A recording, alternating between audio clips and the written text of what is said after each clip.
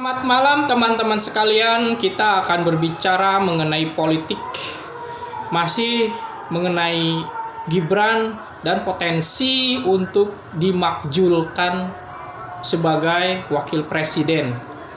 Saya pikir sosok Gibran ini sebagai sosok yang muda diberi kesempatan untuk membangun, memberikan kontribusi terhadap bangsa Indonesia ini.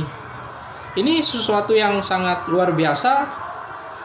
Dalam sejarah Indonesia, sosok muda yang fenomenal tentu saja banyak lah ya. Tapi di dalam politik hingga menempati posisi yang lumayan tinggi ini, ya Gibran bisa disamakan dengan Sultan Syahrir gitu kan. Dia masih muda, bisa menjadi Perdana Menteri gitu kan.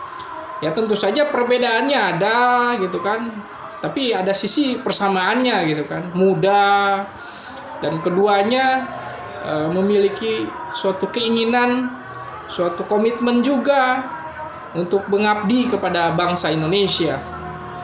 Ya memang Syahrir ini ditempa oleh sejarah, oleh jiwa zaman yang menyebabkan dia harus berpikir mengenai keadaan bangsanya, berjuang, juga istilahnya itu melakukan gerakan aktivisme melawan Jepang, melawan Belanda, bernegosiasi dengan para penjajah untuk membebaskan Indonesia ini dengan seutuhnya gitu kan. Ini sesuatu yang sangat luar biasa gitu kan. Jadi para pendiri bangsa kita ini sejak muda memang menjadi sosok yang luar biasa gitu kan, baik sipil ataupun militer gitu kan. Kita bisa cek para pemuda yang sudah berjuang semasa mudanya gitu kan.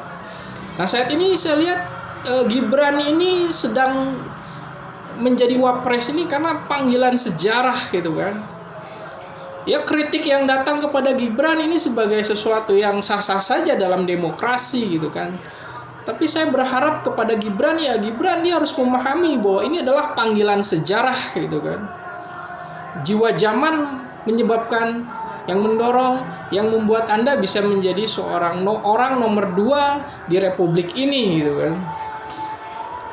Dan ini sebagai sesuatu yang sangat fenomenal buat bangsa Indonesia gitu kan. Anak muda bisa dipercayai oleh banyak partai untuk menjadi wapres dari Pak Prabowo gitu kan. Sehingga ya Pak Prabowo dan Gibran ini ya satu paket gitu kan. Mereka menang 58% gitu lebih gitu kan, mengalahkan Anies Baswedan, mengalahkan Ganjar Pranowo gitu kan. Dan tentu saja akibat kemenangan Gibran ini ya Gibran akan selalu dijadikan polemik gitu kan. Karena Gibran berpotensi menjadi next leader gitu kan. Ya tentu saja ini masih jauh kita berbicara tentang Pilpres 2029 gitu kan. Nah, ini para petualang politik gitu kan ya ingin memberi punya panggung gitu kan di dalam peristiwa politik di Indonesia ini gitu kan. Mereka menciptakan peristiwa politik gitu kan. Di dalam politik itu tidak ada suatu kebetulan gitu kan. Semua itu terjadi karena ada desain gitu kan. Ya, terlepas posisi kita ada di mana gitu kan. Posisi kita ini kan membela seseorang, kita meyakini suatu kebenaran, itu kan berdasarkan referensi gitu kan. Informasi, kemudian menganalisis, membandingkan mana yang lebih benar, mana yang lebih relevan, dan mana yang lebih baik kita bela atau kita makjulkan gitu kan. Saya pikir forum yang mau mengusulkan Gibran dimakjulkan itu ya mereka ya petualang politik saja gitu kan. Dan logikanya gitu, ketika mereka mengkritik dan ingin memakjulkan Gibran, ya ini sebenarnya mereka memberi masalah kepada Pak Prabowo gitu kan. Ingin menyusahkan gitu kan, ingin membuat ketidakstabilan terhadap pemerintahan Pak Prabowo gitu kan. Ini artinya adalah mereka itu sebenarnya anti pemerintahan Pak Prabowo Itu aja logikanya gitu kan. Ya mereka ingin menggagalkan program Pak Prabowo gitu kan. Tidak ingin melihat Pak Prabowo itu menjalankan kebijakannya dengan baik gitu kan. Dan saya pikir di dalam peristiwa politik boleh saja orang membuat opini gitu kan, berwacana, melakukan gerakan gitu kan. Baik yang itu bersifat konstitusional atau inkonstitusional gitu kan.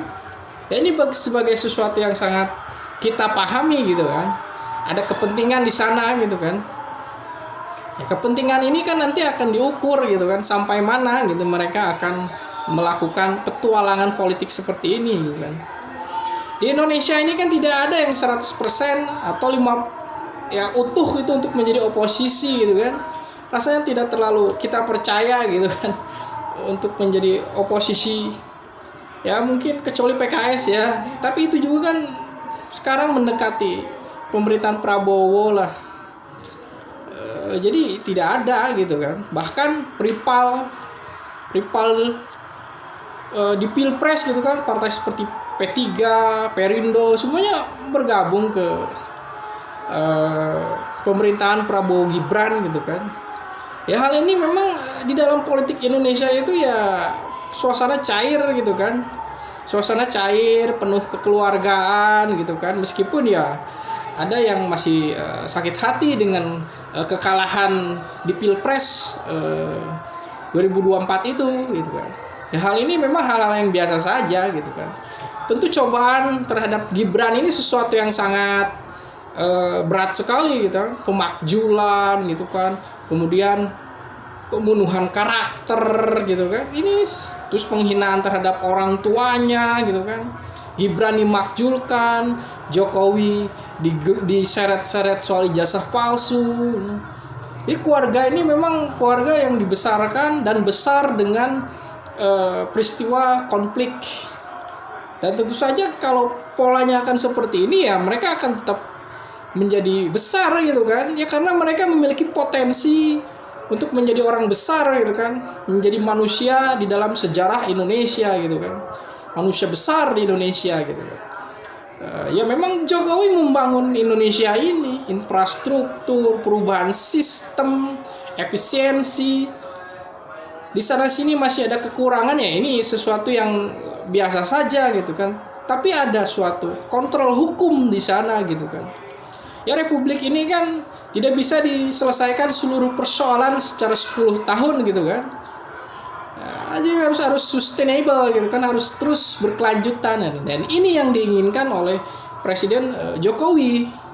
Prabowo pun setuju gitu kan, ingin membangun Indonesia sehingga menjadi Indonesia emas tahun 2045 gitu kan. Dan saya pikir ini alasan kita harus menolak pemakjulan gitu kan. Ya pemakjulan ini kan isinya adalah suatu petualangan politik saja gitu kan. Ya intinya ingin sebagai suatu ya sia-sia saja gitu kan, tidak menyebabkan suatu masyarakat menjadi lebih sejahtera gitu kan. Ini isu elitis saja, itu isu politis yang sebenarnya tidak memiliki erat kaitannya dengan kesejahteraan masyarakat gitu kan. Tapi tentu saja kita harus fokus, ini persoalan kebebasan berekspresi, kebebasan untuk kita